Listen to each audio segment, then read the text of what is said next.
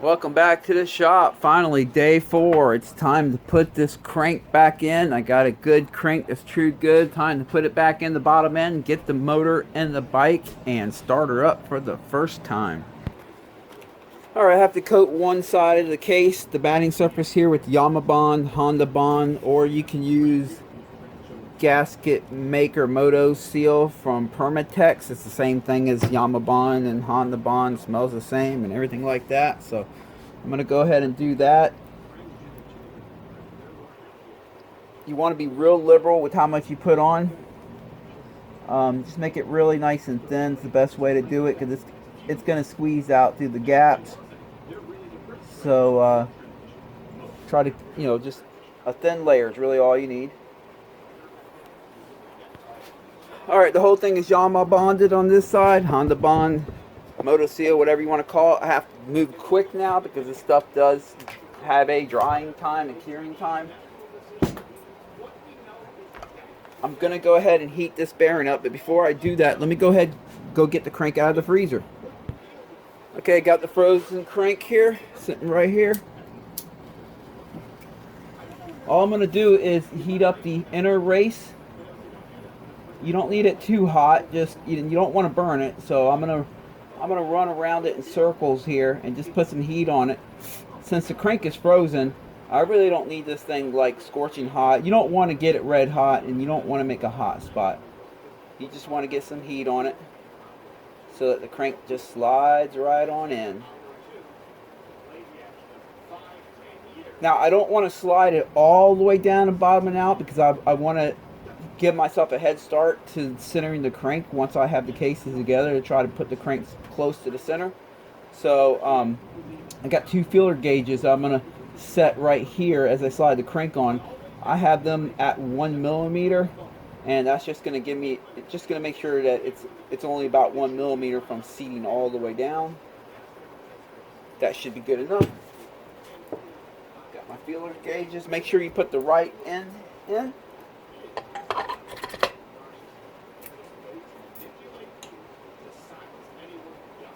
There we go. If you give that just a second or two, the bearing will freeze or get cold and cinch right down on the crank, and it will pretty much lock into place. Got to move quick here. We got a cold crank. Got to heat up the other side. Again, this is why I don't put the seals in until I have the cases together, so that I can heat this up without worrying about melting a seal. It will also allow me to put some 2-cycle oil directly on the bearing before I put the seals in. But we're about to slide this together in just a minute.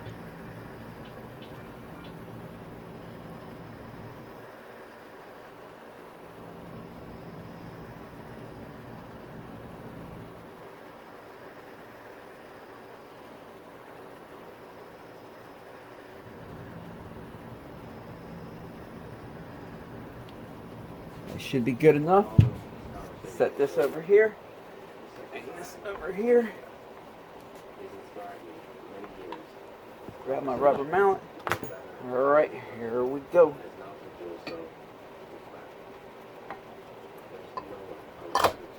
There it is. I want to move quick here because I want to also be able to center the crank while everything's still cold. I'm just going to put 4 of the bolts in here around the crank.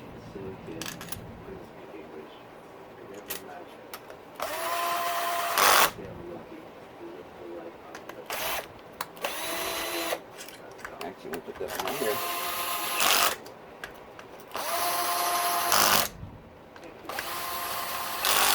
Okay.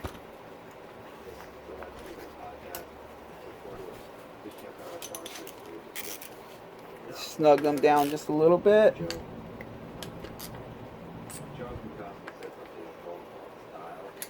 Alright, I'm just taking the time now to cinch down the rest of the case bolts.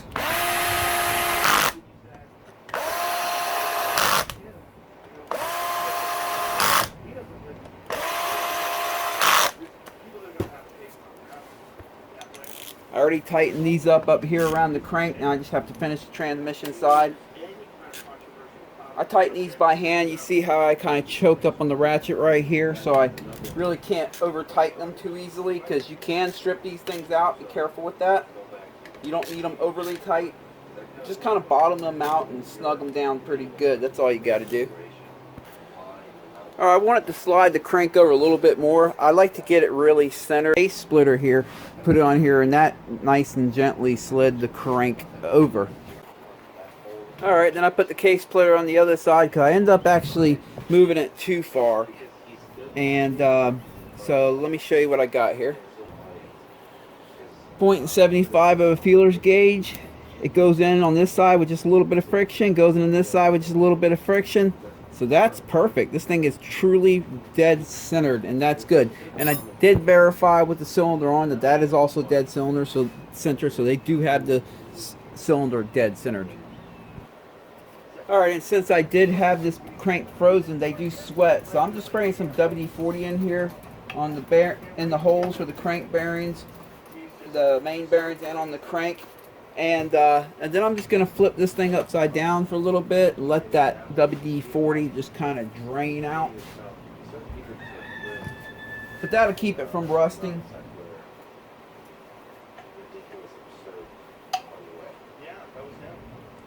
Although I don't think we'd really have a problem, because I'm going to have this motor running in no time flat. But I'm going to just sit there and let that WD-40 drain out. And then we're going to put some 2-cycle oil on the crank bearings and on the rod bearing, put the crank seals in, and move along. Alright, I'm going to drop a little bit of 2-cycle oil directly on the crank bearing here. There we go. And that will just work its way down up into the crank bearing, so I'll have some 2-cycle oil directly on it for first startup. That also puts a little bit of 2-cycle on the shaft that the seal is going to be slided on, so that we don't have to worry about it being dry on first fire up.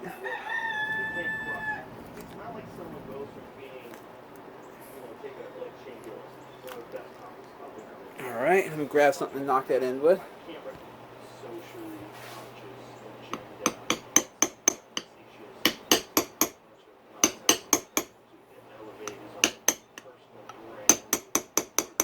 Tapping the high side,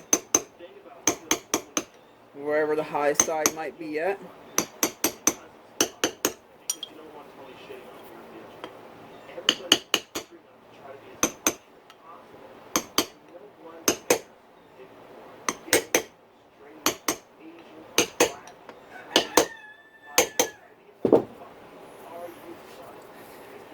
You basically want it, the top of it flush with the surface right here, the top of the seal flush with that. That's how they come stock, so that's what I'm doing. I'm just matching that.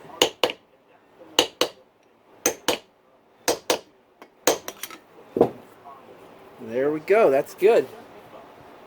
Alright, on the other side, gonna do the same thing. Just throw a little bit of 2-cycle oil directly onto the crank bearing, so on first startup it is not dry.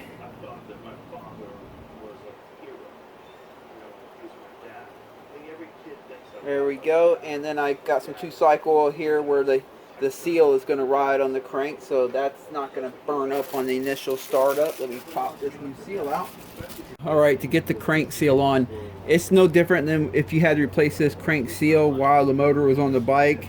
You have to make sure that this lip right here does not fold over, and the best way to do that on this bike is to make sure that it gets put on square. You can actually feel it. I felt it right there. You'll feel the lip. I don't know if you can hear it. Listen. Hear that? So now the lip has fallen over the edge of the crank there, and we have to continue to tap it in square, at least until it's on there a little bit.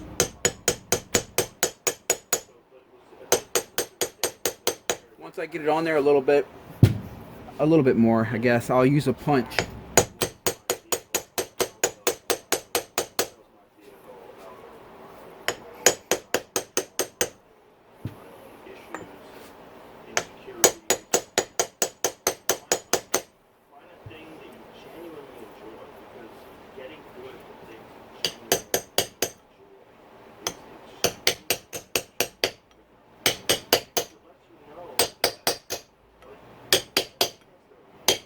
reason reason I like using the punch is I can keep this on the edge so that I don't push this seal in too far.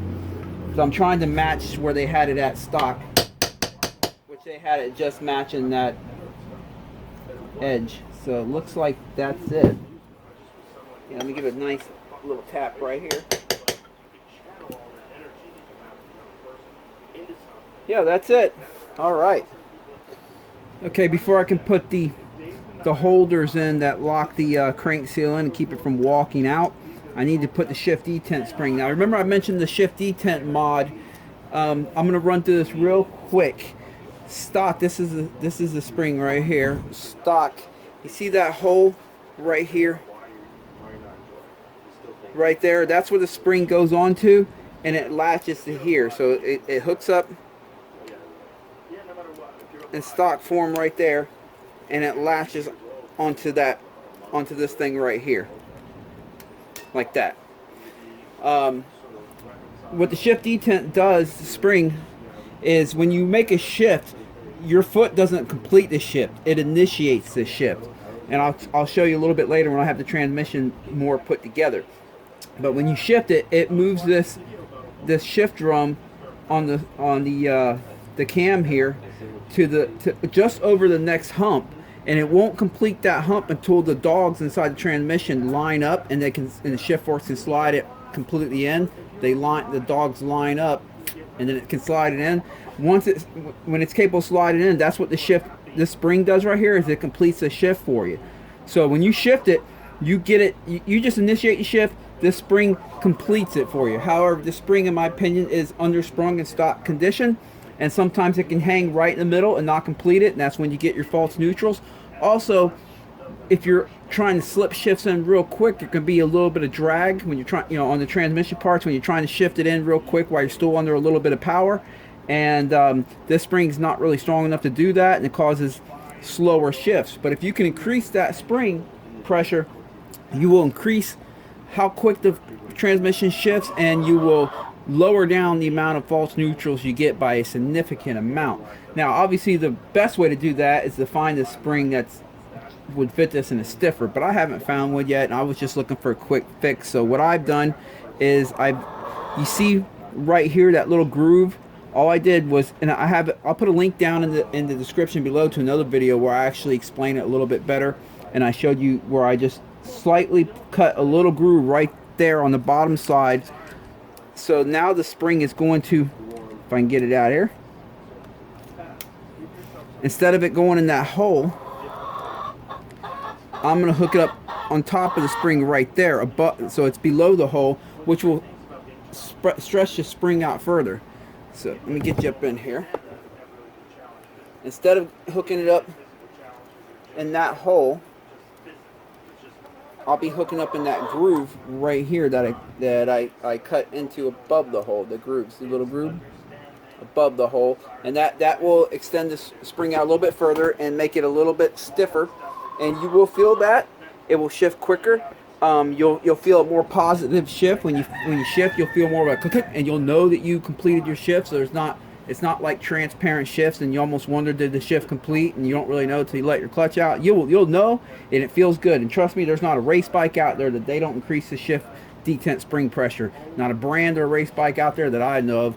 This is something that they do to every race bike. They don't tell you these little things, but this is the difference. Now this spring has been used on this one for quite a while. It's been modified because some people say if you stretch it out too far, the spring will stay permanently stretched out. But just to compare, I have a brand new one right here, and looks pretty good. I don't want to get them mixed up, so I got to be real careful here because I'm going to put the new one on. These are like clutch springs. It's good to change them every so often. So this is the old one. Even if you're not going to do this mod, it's good to change them so often. This is the new one. So I don't see much of a difference really. Yeah. Let me see.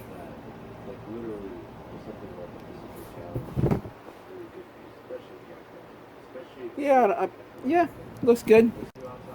But okay, before I put the shift detent spring on, let me go ahead and pull this off and Loctite it on. Now that the transmission's in, find the last gear. Okay, there we go.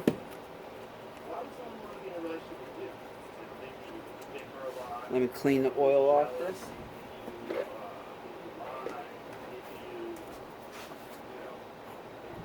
Already got that all cleaned up. I don't have any brake cleaner today. I have gas. I'm using gasoline. It's probably a good thing because I think from years of doing this, I think I've gotten a little bit allergic to brake cleaner. I notice when I whip that stuff too much, my nose gets all stopped up, and it even lasts all night. My nose gets all stopped up. But Loctite everything. You don't want anything coming loose mid-ride. Now what I'll do is I'll turn the shaft as I'm tightening this up until I get all the way to first gear. You can see it's locked in, it's in first gear now, and now I can tighten it up.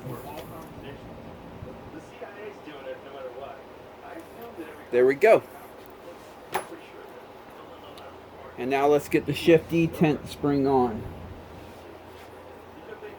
I'll start by hooking it up to that little groove that I cut out on the bottom. Not sure if you can see what I'm doing here. Let me figure out a way to keep this thing from rolling around. Yeah, I'm just gonna balance it right in the middle of that nub and slide the spring down. There it is. Shift detent spring is on. And before we go any further, now would be a good time to check the transmission, I guess. So we know that's first gear. I'm spinning this shaft. I got my hand over here holding the counter shaft with the front sprocket goes on. I can tell it's in first gear. The next would be neutral. So we're just going to move it to the next gear here. That's neutral. It's not spinning. You can see it's not spinning that gear. Second gear. Okay, you saw how it stopped right there, didn't quite go in the next gear? This is where the shift detent spring comes in. That means the dogs and cogs are not aligned yet until it turns a little bit more, so you can see it's preloaded, ready to go. Watch this.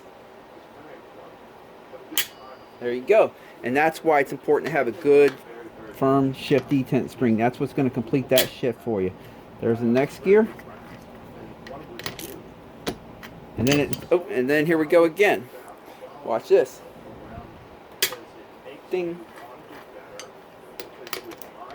Yep, there's fifth gear. Okay, I'll go ahead and put it back in neutral now. Like I said, your foot doesn't complete the shift. It only initiates the shift. This shift detent spring, it is what completes the shift. So it is important to have a good shift detent spring on. And if you are getting false neutrals and getting caught in between gear, or if the bike seems to shift a little lazy for you and you're hoping to slip in shifts a little bit quicker, go ahead and do this modification. That'll do the trick for you.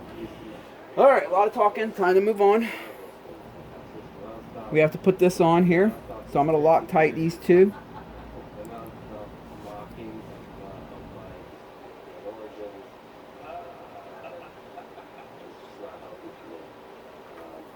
I like to Loctite everything, as you know,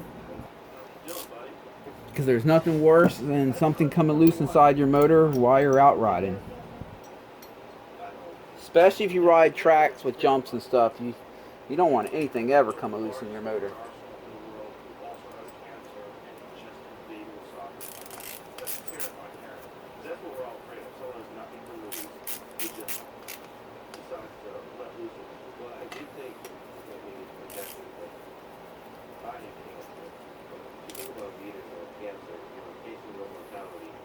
Alright, I think I'll go ahead and put the shift mechanism in now. If you remember when I was taking it apart, all this came spring-a-dinging everywhere, so I got to piece this back together real quick.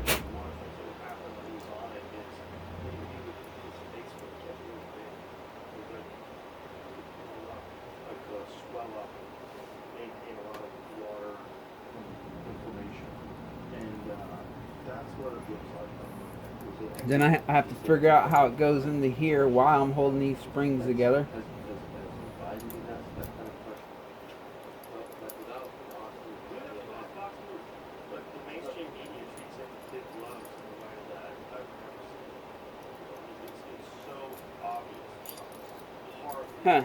Having one of them moments. Let me figure this out. Alright, that was pretty stupid of me. That's all you got to do.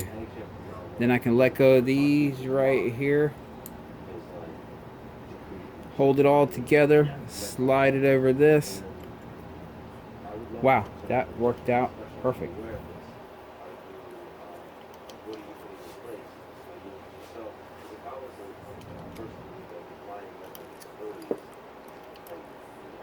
Alright, a little bit of Loctite. As always.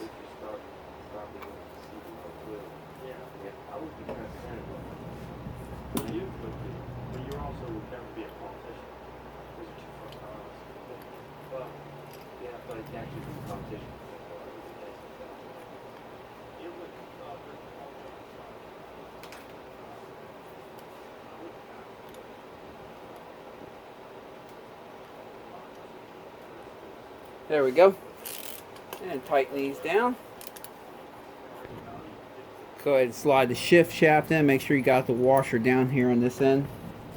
And make sure you have the collar that goes right here. Oh, there you go. Got to lay the washer in there first, it appears.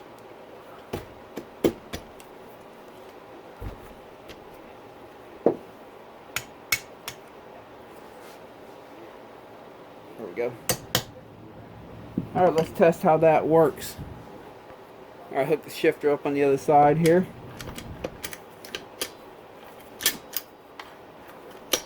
There's neutral. There's first gear. Yeah, it's working. Put it back in neutral. Oop, went to second. Dang it.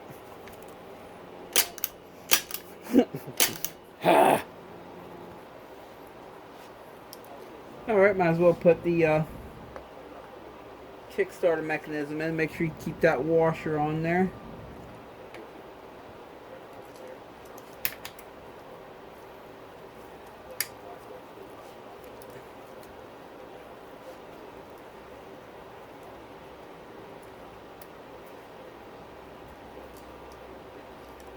There you go. You want to make sure that that goes all the way in its hole, or it'll get binded up when you go to put the the clutch cover back on. There, then a washer. Let me grab my pliers here.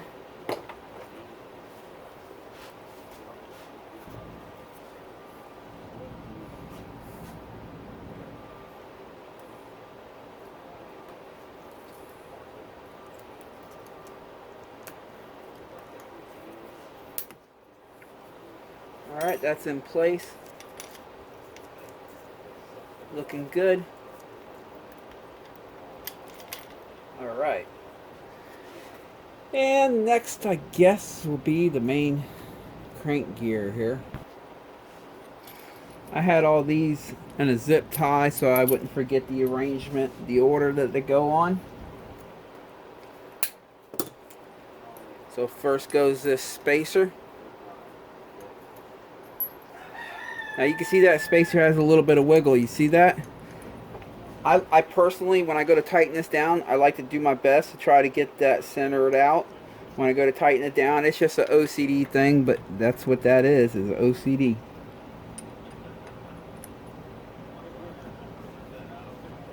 And then I'll use a little Loctite here. I noticed with this washer, it has one end that is kind of angled and the other end's flat. I was like, oh man, which way does this go? I forgot. But I can see a mark where this used to fit on this side. So, like, it matches. So that's the way that goes. Let me get some Loctite on it.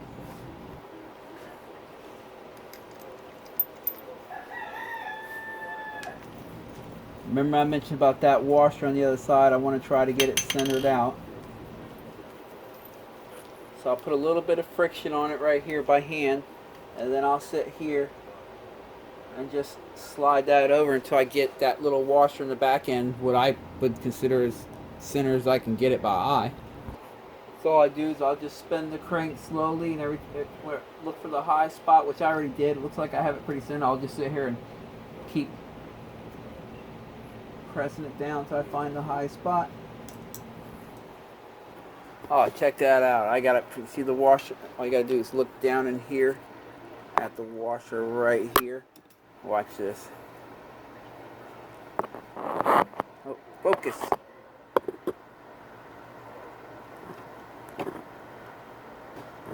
Nice and level. Looks like I got it perfect, that little washer back here. This stuff really doesn't matter. This is what I call blueprinting. There's a washer right there. And watch how even I have it. Check that out. Like I said, this is what I consider blueprinting. Oop, you don't want to drop a rod like I just did right there, because that ends up beating up this case right here. But that's what I call blueprinting. Believe it or not, that little washer being a little bit off, it's not really going to hurt anything, but I'm trying to make it as balanced as I can, I guess. And then this washer right here even has a little bit of play. I like to center that out too. There you go. All that stuff is centered out. Now it's time to tighten her up. Alright, I could use a wedge, put the clutch basket in, use an aluminum piece of aluminum, aluminum in the crank gears here to keep the motor from spinning as I tighten it down. But I'm going to use an impact. I'm going to start on level 1 on it and just cinch it down, holding the rod here so it doesn't spin. And then put it on number 2 and just give it a little bit of a whack. There we go. Okay, time to get the clutch on. Slide that on there.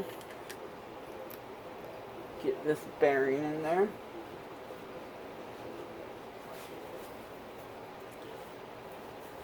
Finish looks good.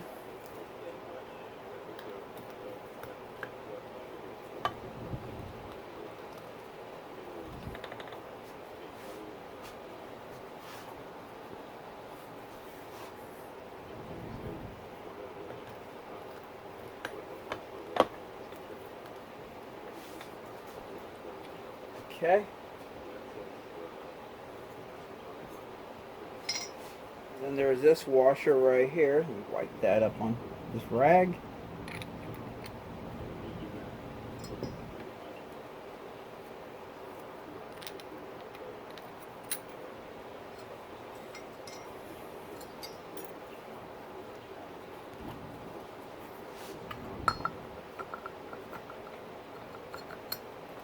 There we go.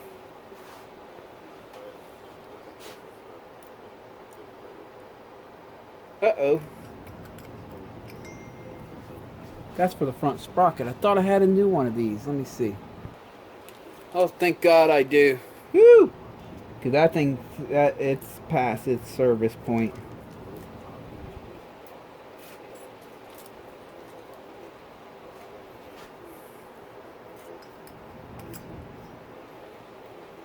And like always, I even still use Loctite, even though we have a locking tab. I don't want it to even come loose and have to rely on the locking tab, sitting there and vibrate on the locking tab for months or a year or whatever until I get back in here and see that that's been happening.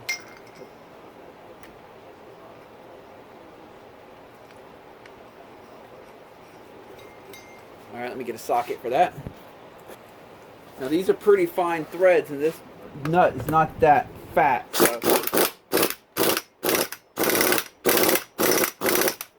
I got that on setting number 1 so it doesn't crank it down too tight, because it's really not that strong of a nut.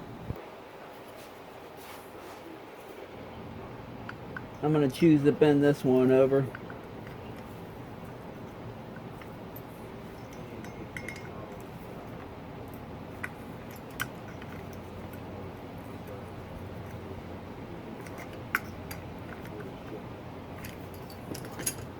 Let's see. There we go. Got a better grab on it here. Went all the way to the other side. I'm having to fight around that thing. Alright, for the final touch. Let's see if I can knock it in a little more. There we go.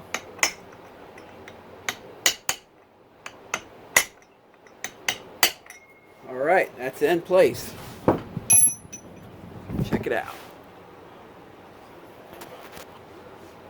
Now I'm just going to inspect it, make sure these two spin separately from each other and nothing bind it up. That feels good.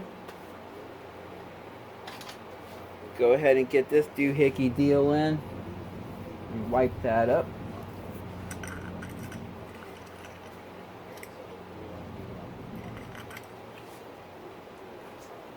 I'm going to reach around to the clutch side and just make sure they made contact. You see it going in and out?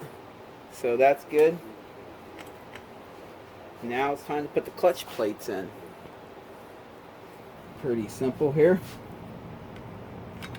One fiber, one steel, one fiber, one steel. The steel plates, there's a sharp edge right here and there's a rounded edge right there. You want the rounded edge face towards the motor.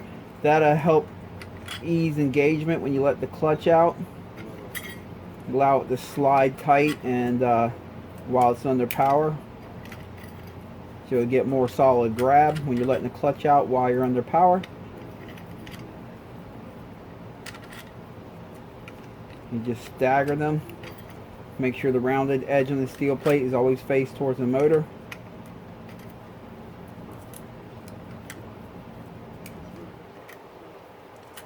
That's it. And put the pressure plate on. There you go. Slide all the clutch springs into their spot.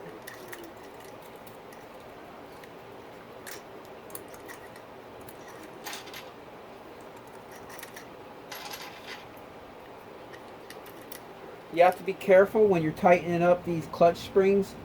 Them little towers that that they screw into, they can break off pretty easily. If you ever tighten them, that's what they'll do. They'll just snap right off. And you don't want that.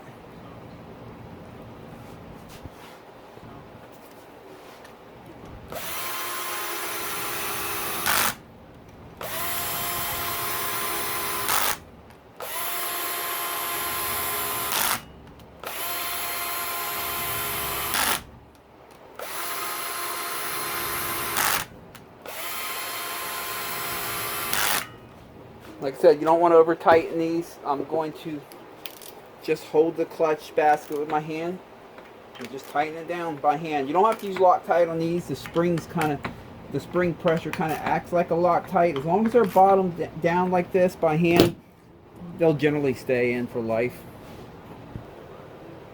And a brand new gasket.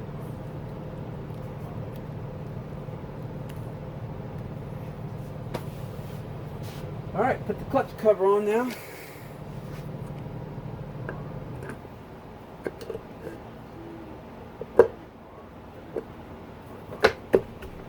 Oftentimes you gotta spin the motor, get everything lined up. There you go. Clutch cover's fully on.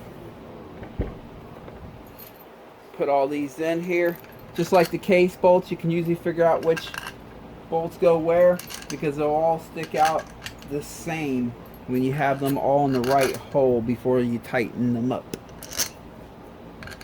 So that's why I'm just sticking them all in the hole ahead of time, so I make sure I have each one in the right hole and they all stick out the same amount, which if I remember correctly it's about 11 millimeters or so. There we go. Now I can tighten them down.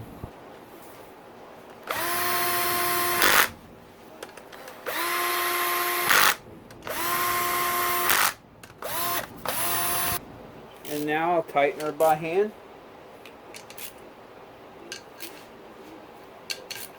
Just like the case bolts, you don't have to crank these things overly tight.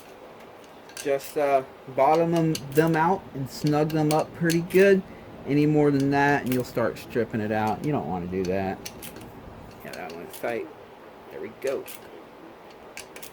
Yep. While I have this motor close and in my face, Yamaha suggests that you lube the linkage to the power valve here.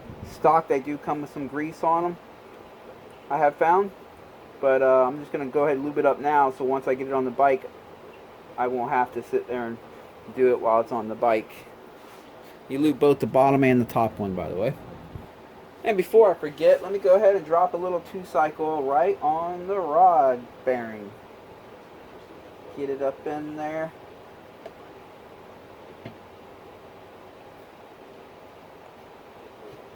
That way on the first fire up, she's got some lube and it's not dry.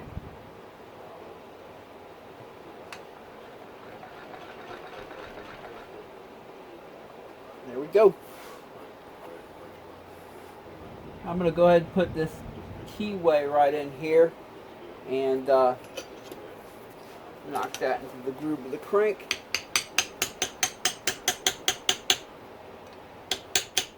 It's just easier to put that in while while the stator is not in. Now it's time to put the stator in.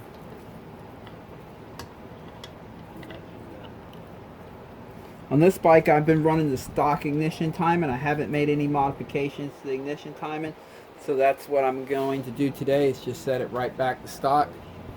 Stock is where that line on the case, let me get something to point with here, that line on the case right there matches this line. You see how they're not matched?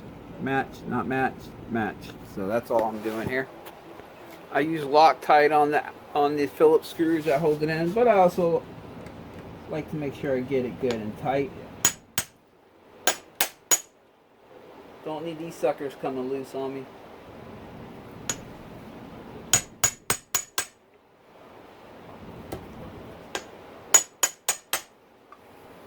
Had a friend of mine bring his bike to me one time. He says while he's kicking, it kicks back and it literally like kills his foot. And I found his, just making sure that did its job, I found his stator right here became loose and timing got really advanced, and that's why it was kicking back on startup and just literally like breaking his foot. Alright, make sure you clean the inside of that sucker out. I know I did.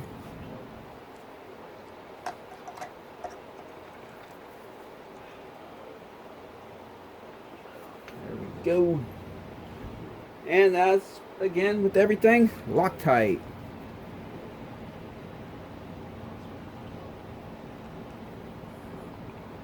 A little more loving. There we go. Oh, I should have put this on first. My bad. It'll be fine.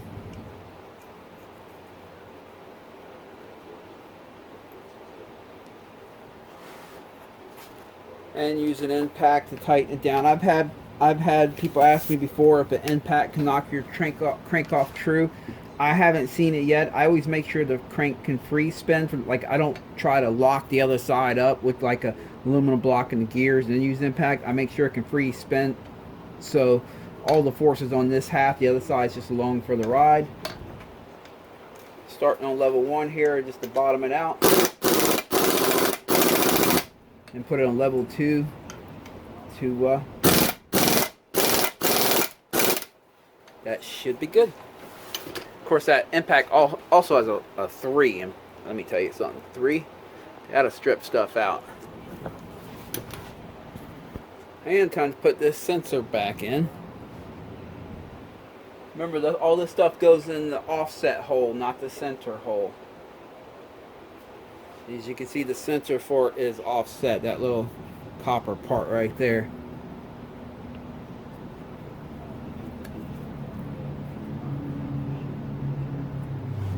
Get a Phillips. I'll be safe. I'll put a dab of blue Loctite on it just to be safe. I thought about not putting the Loctite on because I was like, hey, if I lose this, who cares? But then I realized, no, if it pops out, I'll lose my motor oil. So yeah, I better just put some Loctite on it. Don't want to lose my motor oil.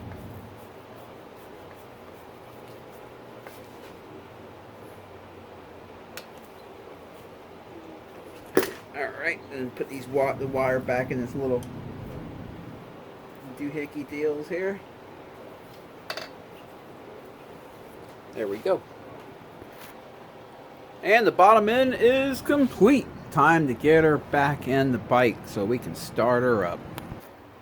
If you remember in part 1 of this build, my swing arm pivot bolt was stuck in here. I had to pound it hard to get it out. So I got a new one. But what I'm going to do, now's always a good time to grease the swing arm bearings. If you haven't in a while, you can just slide these. Anytime you have the motor out, you can just slide these out, and you can work up some fresh grease up in here and then put these back in. But I'm also going to clean the inside of this so when I put the new swing arm pivot bolt in. Brand new swing arm pivot. She's getting a greasing this time. I'm not going to suffer through that twice. Alright, let's set the motor in.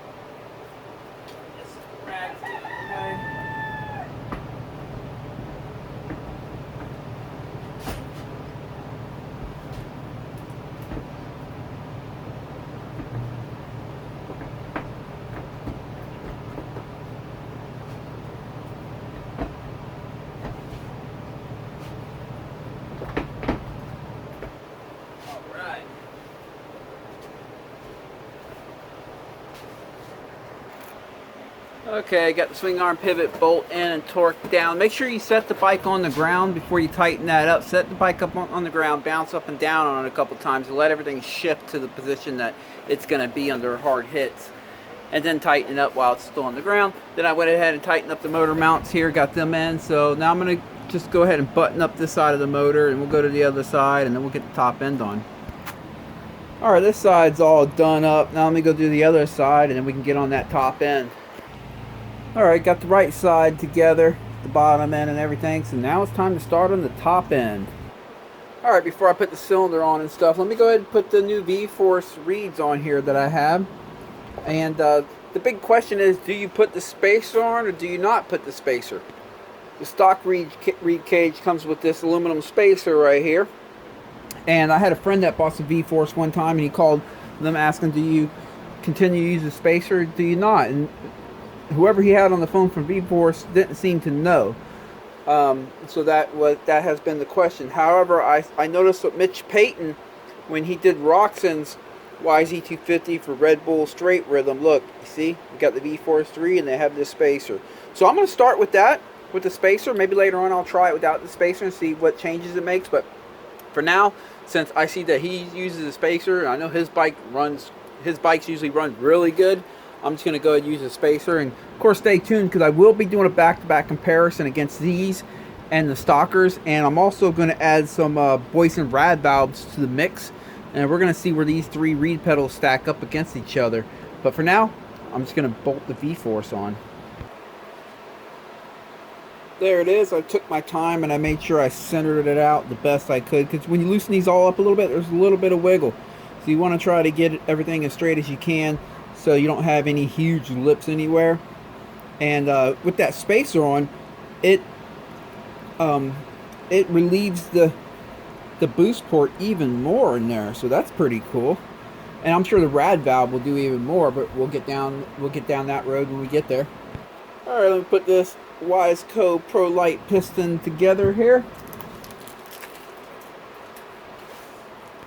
When putting these pistons together, you want to look on the ring and see if there is a N on the ring anywhere that designates that part of that ring goes facing upward. If it has nothing, then either way, it doesn't matter. Let's see, I'm going to check them both here. I just want to make sure I don't see anything. Yep, so it really doesn't matter.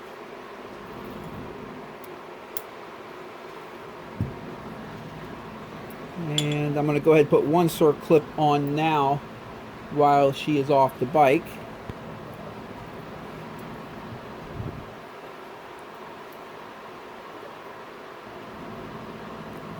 What I like to do is have the piston pin in there. Keeps the ring from just going all the way through. I start with the that little groove they give you right here. I start with the open end right there in there, like that. And then I just slide it on in around in a circle.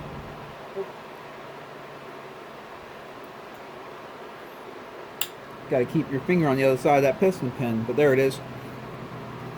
And then I'll just slide the open end of the circ clip back into that groove. There you go. I like to have that I mean the circ. I like to have the circ clip in the groove all the way around. I don't like it entering that little valley right there because it's not doing anything if it's sitting in that valley. It's not help hold any. So let's go ahead and get this on the bike. So I have the cylinder base gasket down already. The wrist pin bearing, brand new wrist pin bearing in here with some 2-cycle oil already on it, ready to go. Time to put the piston on. Get this hose out of my way a little bit here. I put a rag down around the crank so in case this circ clip goes fling-a-dinging. I'm gonna put this on the same way I did it on the bench. Start with it in the little valley there that they have, and work my way around with the flathead. There it is. That works so easy, so well. Years ago, before I knew that method, man, oh God, you don't even want to know some of the things I tried to get circ clips on. I must have been doing it all wrong the whole time. And I even damaged some circ clips, bent them. But all right, I'm gonna line the piston rings up right here where the ring gap is, where the piston ring pin is at on both rings here. So that's ready to go. And of course, I always like to make a visual inspection that I have both sides in before I slide the cylinder back down. That they're fully in their groove all the way around. Yes, they are. Alright, let's go ahead and slide that cylinder on. This is where the gloves come off for me. That way I can feel the piston rings real good.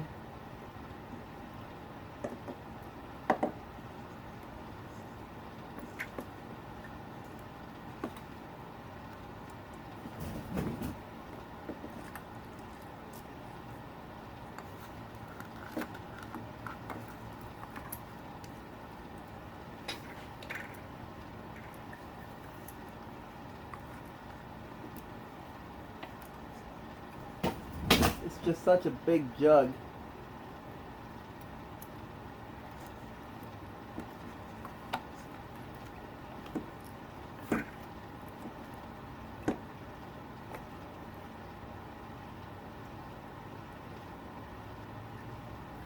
What's it getting caught up on?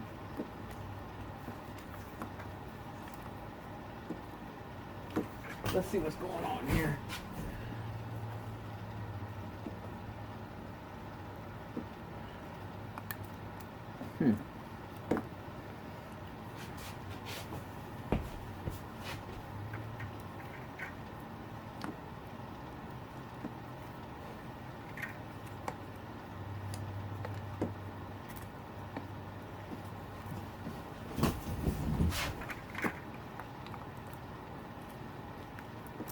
Pop back off and try again.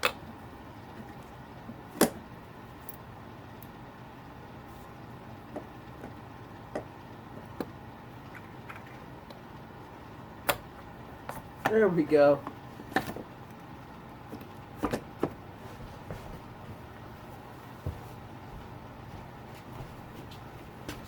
Got that on there. Woo! All right. Now I'll go ahead and just put on the 4 14mm nuts around the cylinder here. There are torque specs to this, and if you have the special wrench to get on it, you can follow the torque specs. But if you just use a regular wrench, don't double wrench it or anything, just a regular size wrench, and use your hand, and don't break your arm or anything. Like that. Just get it pretty damn tight. That's pretty much right at torque specs usually.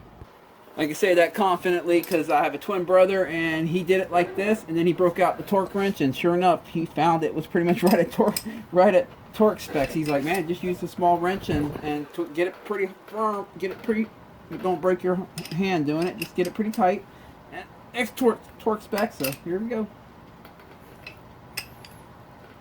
It's officially torqued down. Okay, time to get the power valve rod reconnected.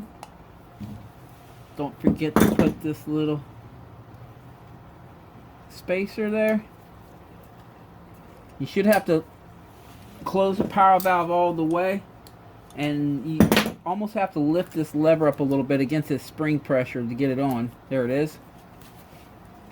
And like with everything else, use Loctite. You can use a really small Phillips to put it in this little spot right here, a hole, or you can use this tool right here. Back in 06, they came with them tools brand new, but just a small, I mean not flathead, I'm sorry. The small Phillips does the trick. And as always, Loctite on everything. Don't want that popping loose while you're riding. The bike will run like crap.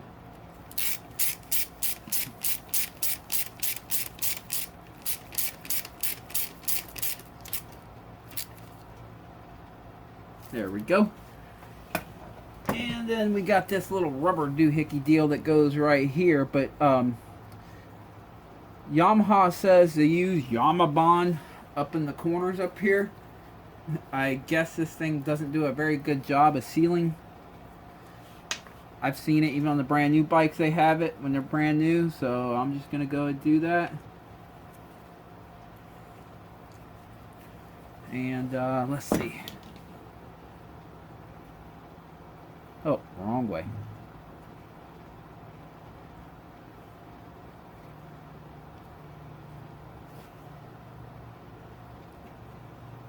Oh, by the way, I already have the ignition coil on, and I slid the carburetor onto the, yeah, I can see why they say to do that. It doesn't even reach. I'm probably due for a new one by now. This little rubber thing, you only can reuse it so many times, and kind of starts getting tired. But for now, a little Yamabond. I'll rely on that. Hopefully no water gets in there. I'm going to reuse the gasket on here. The gasket actually sticks on there. I got two brand new ones. This one's okay, so I'll just reuse it. But yeah, I got the carburetor on. I slid it onto the reeds, and I got the ignition coil on. And I went ahead and just real quickly, that's why you see a spark plug dangling right there. I went ahead and checked for spark, make sure I had everything connected good, and we have spark, which means we have a heartbeat, and she should fire up in a few minutes. So let me put this together. Alright, got the radiators bolted back down, and all the hoses hooked up and everything like that. Guess it's time to put the cylinder head back on. I'm going to attempt to reuse the O-rings. They're usually reusable. Unless you burn it or it expands on you and you can't get it back in its groove. And this one, oh man, don't tell me it expanded. Yeah. Son of a... Well, this one's done. Let me get the new one. Alright, got a new one here. That's one of the reasons I don't run engine ice. Engine ice is pretty much guaranteed to stretch these things out, like every time. I remember when engine ice first came out, and I tried using it, and I never really had O-rings swell up like this nearly as often, maybe once in a blue moon. But with engine ice, pretty much happened every time. And I went back to just the green stuff. I use Peak 50/50. Let's see if this one's swelled. Oh, this one's way swelled. I think it's just because they've been sitting out, and I think I might have used the wrong stuff to clean them. Let me get a new one. But the idea is they're supposed to be reusable, which is nice when you're doing cylinder head work and you're trying out different heads and stuff, which I will be doing. This head is, you know, I make them real pretty for other people, but when I make them for myself, I have a tendency, you see a little bit of the lines and stuff. I don't really... I mean, I did on the 125. Y'all saw that one. That one, I did a beautiful job on it. But this one, I just kind of whacked it together real quick, and I was good with it. I know it's going to perform. And but I'm going to make another one. I'm going to make a few different ones, actually. And I think I can beat this one. That's what I'm going for here. I think I can come up with better performance than this one. So let me make sure everything's clean here. I've learned a few things doing the 125. Mainly, to give you a heads up, I'm thinking about trying a little bit more of an aggressive taper on the squish band clearance so that I can get the squish band tighter on the outer edge, but yet it'll loosen up a little bit right before it enters the dome. That will keep the maximum velocity at a reasonable level, but at the same time, with it being tighter on the outer edge, it's going to push more of the charge into the center where the dome's at. Give me more power with less octane. That's the goal. So yeah, that's the main reason I'm rebuilding this bike. You saw its crank was still in good shape. It could have still been used for quite a bit longer. I really didn't have to do this right away, but I was like, you know what? I got so pumped up getting this 125 up to speed, and I saw how it went from, you know, from what it was to what it is, and that really pumped me up. I really think there's quite a bit more in the bag on this bike. I really do. And that's why I went ahead and bought the V-Force 3. I'm bolting them on now just because I got them. But I should have probably just put the OEM ones on for now. And, you know, got it all tuned in and then put the V-Force on. But that's okay. I'll go ahead and tune these in, figure out the jetting for this. I'll put the stock on it. And I'll have to revisit my jetting only because I have polished the exhaust port. And that can change things a little bit. So I'll rejet with the stock reeds in there. And then I'm going to do a shootout between the two. And I'm interested in trying out the Boyson rad valve as well and comparing that to the V-Force. I'm first going to do the, just like I did with the 125, I'm going to do the V-Force versus the stock reeds. And then I'll do the V-Force versus the Boyson rad valve. And let's see where they all stack up. I also plan on putting a donor cylinder together that I will fully port out the exhaust port and get rid of the stuffers on it. And let's just see if there's something there to be had. And now some people say, well, why don't you just send off your whole cylinder out and get it ported? You know, like professionally ported and polished, the works. The thing is like cylinders only last for so long. Yeah, you can get it replated, but at some point they just go. Some point you only can replate them so many times, and you're either going to crack something on it, or you're going to wear out things like where the power valve slides in and out, or the rod for the power valve, or the exhaust flange area gets all worn out. And so basically cylinders do not last for life. They are wear items. So what I'm looking for here is to get performance, good performance, quick and easy, like the best bang for the buck in the time. And oftentimes these modern day bikes, all you got to do is massage the exhaust port, and that's it. And you can do that at home yourself. And you'll, if you have all the other stuff on the bike, like my 125 there, it'll perform great. And then when the cylinder becomes trash, you should buy another one, spend an hour and a half polishing exhaust port, and you're right back in business. You don't have to send it back out to Eric Gore and spend freaking $1,000, $500, $350, whatever it is, depending on what level you get. You don't have to do that over and over again. You just polish the exhaust port and whatever you're capable of doing, and run her. By the way, when you crank these down, you don't need to go crazy with them. Just snug them pretty good with a regular wrench. Yes, there is torque specs for it, but I've been doing this for a lot of years, and I don't break out the torque wrench for everything. But you don't have to crank them down real tight. I did crack a head a long time ago, like over tightening them. So if it does end up leaking at one of these copper washers, you can try tightening a little bit more, or just replace the washer. I reuse these washers right here, as you've seen, but I'll probably replace them next top end. They're getting a little bit old. Alright, let me get the motor mount on there, and we're going to be firing up here shortly. It's getting later too. My neighbors are going to love me. Brand new BR9EIX. Yes, I know it calls for 8. I choose to run one plug colder. It seems to run better after a long moto. It used to be where I would go into the pits to the track, the bike sounded super crisp and clean, and coming back it just sounded a little bit different after the bike was fully hot, after just keeping it pinned for a while. I found going up to a 9 completely cured that. It goes on the track sounding the same way, and it comes off the track sounding the same way.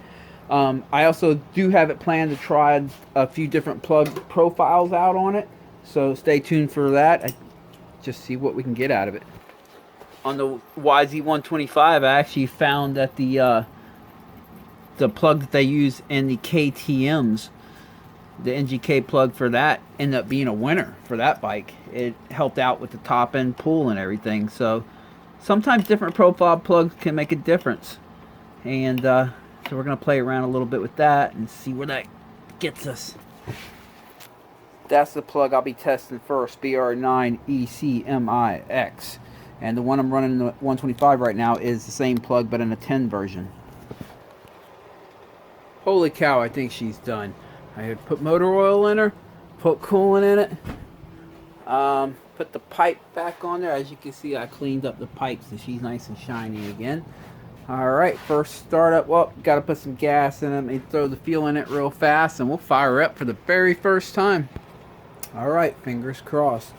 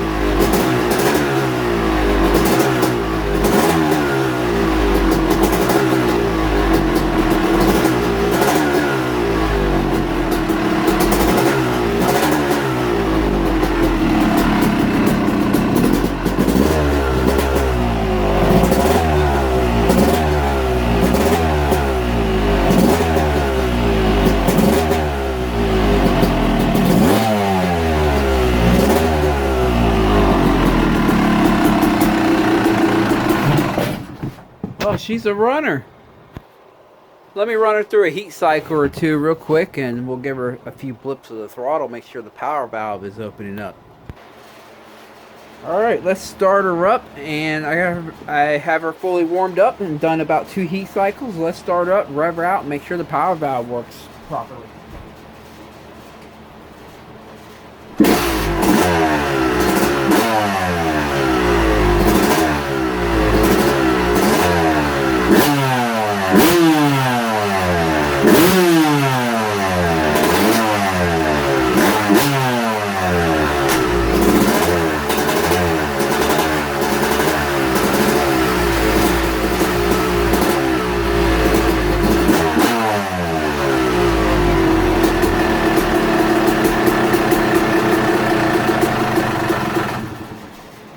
She's doing good. Well, I appreciate you guys watching this. The YZ250 full motor rebuild is finished. I will be taking her out to Croom, Florida on Saturday, breaking her in out there, doing some trail riding, nice and easy, because it is a crankshaft, so I do want to break it in. Wow, look how dirty my hands are now. Do want to break her in nice and easy, and then I'll put her out in the pit and let her rip, and then by next weekend I'll have her on the track. So yeah, and also if you haven't click subscribe, because now that I have this thing all fully freshened up, I'm going to be doing some changes, some mods, and some reviews, and some back-to-back comparisons, and let's just see what we can get out of her. Appreciate you guys watching all this, and have a good weekend, guys. See ya.